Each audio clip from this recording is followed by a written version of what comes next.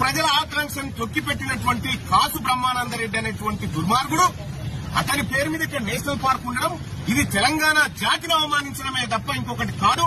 అందుకోసమే ఇవాళ నుంచి ఈ ఏదైతే కాసు బ్రహ్మానందరెడ్డి పేరుందో ఆ పేరును తొలగిస్తూ ప్రొఫెసర్ జయశంకర్ నేషనల్ పార్క్ గా ఇది నామకరణం చేసుకుంటా ఉన్నాం.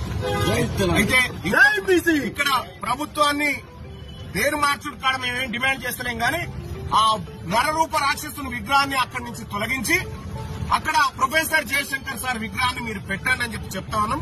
ఒకవేళ మీరు పెట్టకపోతే రేపటి మా ప్రభుత్వం బీసీ ప్రభుత్వం ఏర్పడిన తర్వాత ఖచ్చితంగా అక్కడ కాసు బ్రహ్మానందరెడ్డి విగ్రహాన్ని ప్రొక్లైనర్ తో పెకిలిచ్చి అవతల పడేసి సగర్వంగా నిలువెత్తు విగ్రహాన్ని మా జయశంకర్ సార్ విగ్రహాన్ని అక్కడ పెట్టుకుంటాం.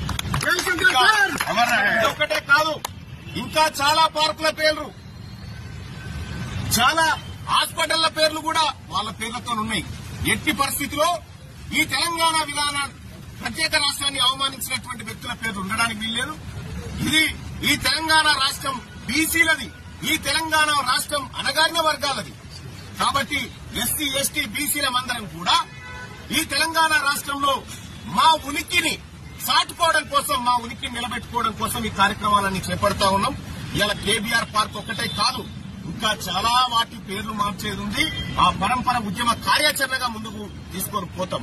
అలాగే మన బీసీ నాయకుడు మన మదన్ మోహన్ అన్న, అలాగే మన విష్ణు అన్న, మన BC JAC coordination committee chairman అయినటువంటి సుధగాని హరిశంకర్ గౌడ్ గాని, అలాగే ఇక్కడికి ఇచ్చేసిన మా సోదరిమణులు గాని, మా బీసీ పొలిటికల్ జేఏసీ నాయకులందరం కూడా రాష్ట్ర ప్రభుత్వానికి ఒక రిక్వెస్ట్ రూపంలో చెప్తా ఉన్నాం. కాసు బ్రహ్మానందరెడ్డి విగ్రహాన్ని మీరు తీస్తారా, మమ్మల్ని తీయమంటారా, మీరే డిసైడ్ చేసుకోవాలని చెప్పి తెలియజేస్తా ఉన్నాం. ఇక్కడ ఉండాల్సింది మా ప్రొఫెసర్ జయశంకర్ సార్ నిలువెత్తు విగ్రహం ఉండాలి. ధన్యవాదాలు. ఈ కార్యక్రమానికి ఇచ్చేసిన